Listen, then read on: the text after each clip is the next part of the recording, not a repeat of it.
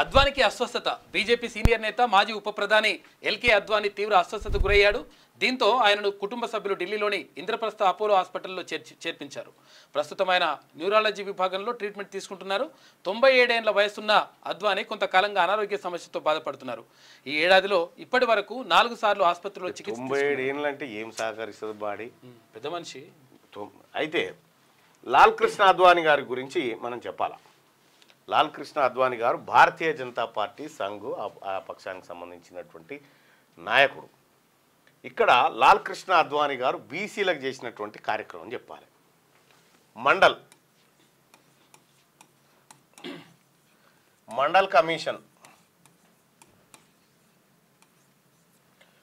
Commission అని ఒకటేసిరు బీసీల స్థితిగతులు దేశంలో తెలుసుకోవడానికి. ఈ మండల్ కమిషను రిపోర్ట్ ఇచ్చింది. దేశవ్యాప్త పర్యటన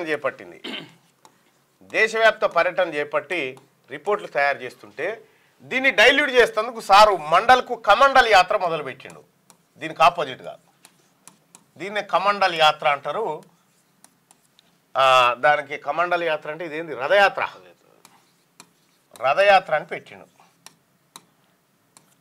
అని పెట్టిండు సారు. భారతీయ జనతా పార్టీ నాయకులు ఆ రోజు నుంచే బీసీల ఉనికి లేకుండా చేయాలి, బీసీల అంశమే తెర మీదకి రాకుండా చేయాలనేటువంటి మహానుభావులలో లాల్ కృష్ణ అద్వానీ గారు కూడా ఒకరు. ఈరోజు నరేంద్ర మోడీ గారు బీసీల కులగణన చేస్తే ఎక్కడ బీసీలు మేల్కొంటారో, ఎక్కడ మనువాదం మళ్ళీ మంటగలిచిపోతుందో అనేటువంటి భయంలో ఆయన ఒక బీసీ వాడయుండి ఇలా బీసీలను ఎదగకుండా బీసీల ఉనికి లేకుండా చేస్తున్నటువంటి నరేంద్ర మోడీ గారి పైన నిన్న పార్లమెంట్లో చర్చ జరిగింది. నిన్న రాజ్యాంగంపై బీజేపీ దాడి, మనుస్మృతిని అమలు చేయాలని సావర్కర్ అన్నారు. రాహుల్ కేంద్రం ఎస్సీ ఎస్టీ ఓబీసీల బొటనవేలును నరుకుతున్నదని ఫైర్.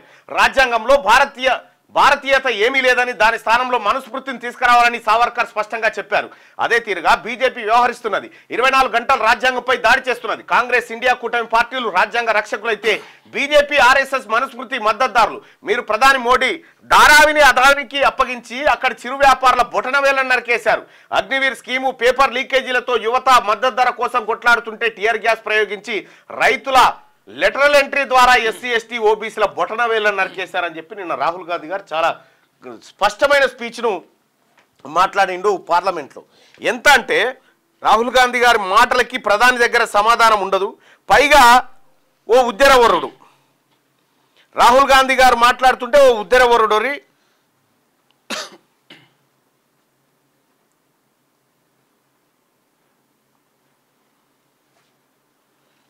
అంటే రాజ్యాంగాన్ని, జాతిని, దేశాన్ని అవహేళన చేయడంలో వీళ్ళని మించిన లెవెల్ లేరుగా. బీసీ ప్రజలారా, మనకు అత్యంత ప్రమాదకరమైన పార్టీ భారతీయ జనతా పార్టీ. ఒకసారి రాహుల్ గాంధీ గారు మాట్లాడినటువంటి మాటలను ఒక్కసారి తీసుకుందాం.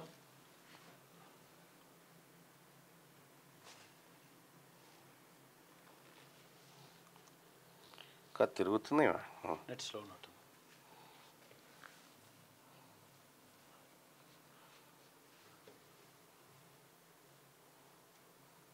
మోహన్ బాబు గారు నేను ఎక్కడికి వారిపోలేదని చెప్పాను అంటుండు. రాహుల్ గాంధీ గారు మాట్లాడినటువంటి మాట ఇది. రాజ్యాంగం పైన భారతీయ జనతా పార్టీ, నరేంద్ర మోడీ ప్రభుత్వం దాడి చేస్తూ ఉంది. అత్యంత ప్రమాదకరం. భారతదేశంలో ఉన్న బీసీ, ఎస్సీ, ఎస్టీ, మైనారిటీ ప్రజలందరికీ కూడా అత్యంత ప్రమాదకరమైనటువంటి పార్టీ భారతీయ జనతా పార్టీ అనేది నిన్న రాహుల్ గాంధీ గారు అక్కడ చెప్పినటువంటి మాట. ఇక కాంగ్రెస్తో దేశానికి తీరని నష్టం అని చెప్పి నరేంద్ర మోడీ గారు అంటా ఉన్నారు. నెహ్రూ సొంత రాజ్యాంగాన్ని నడిపారు. ఈ సొంత రాజ్యాంగమా? నెహ్రూ రాసిందా? ఇది బాబాసాహెబ్ అంబేద్కర్ రాసినటువంటి ఆ టీం రాసినటువంటి రాజ్యాంగం ఇది.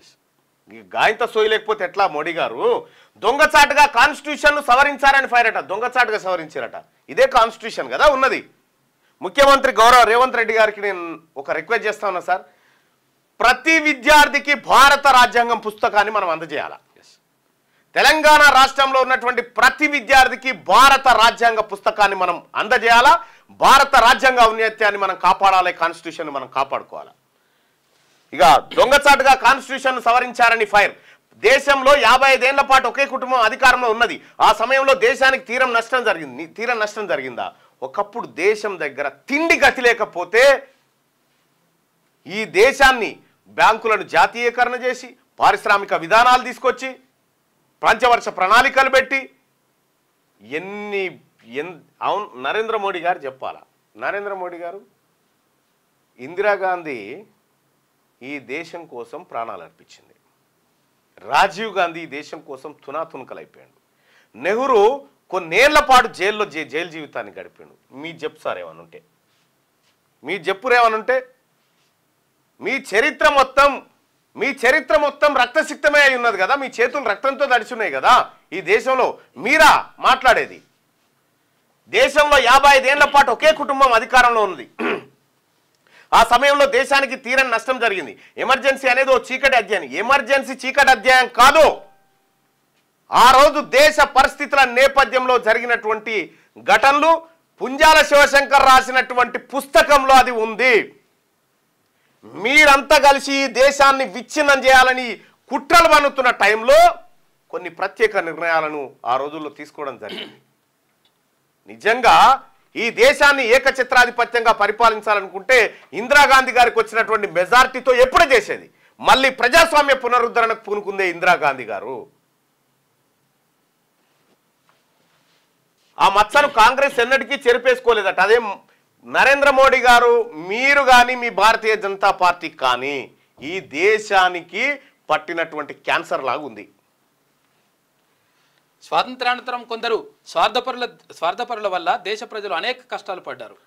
బానిస మనస్తత్వంతో ఉన్న వాళ్ళు దేశాభివృద్ధికి ఆటంకం కలిగించారు. నిజంగా కాంగ్రెస్ పార్టీ కనుక ప్రజాస్వామ్యాన్ని కూని చేస్తే, దేశానికి నష్టం చేస్తే ఛాయ్ అమ్ముకునే మీకు ప్రధాన అవకాశమే లేకుండే. నిజంగా వాళ్ళు అట్లే చేయదలుచుకుంటే. నెహ్రూ సొంత రాజ్యాంగాన్ని నడిపారు, దొంగచాటుగా రాజ్యాంగ సవరణలు చేశారు. ప్రజల్లో విషబీజాలు నాడుతూ దొంగచాటుగా రాజ్యాంగాన్ని సవరణ చేసే పరిస్థితి ఉంటుందా బాయ్సాబ్ ఎక్కడన్నా? నరేంద్ర మోడీ గారి మాట తీసుకుందాం. రాజ్యాంగాన్ని సవరించాలంటే పార్లమెంట్ సవరిస్తుంది.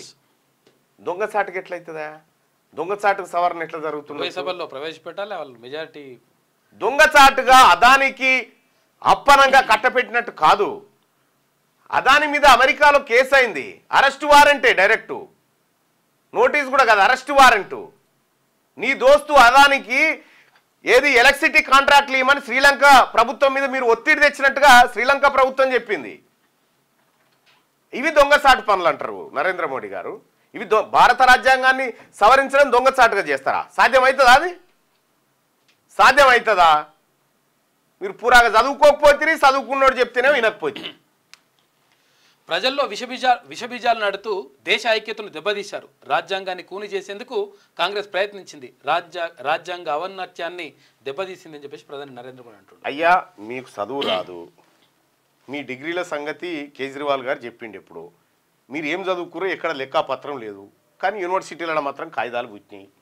ఈ ఎందుకయ్యా దాని గురించి? క్యూ న్యూస్ ఛానల్లో పనిచేయటకు అనుభవం గల సీనియర్ వీడియో ఎడిటర్స్ కావాలను సంప్రదించవలసిన నెంబర్ 8688926084. qnewsads@gmail.com ను సంప్రదించండి. లైక్ చేయండి.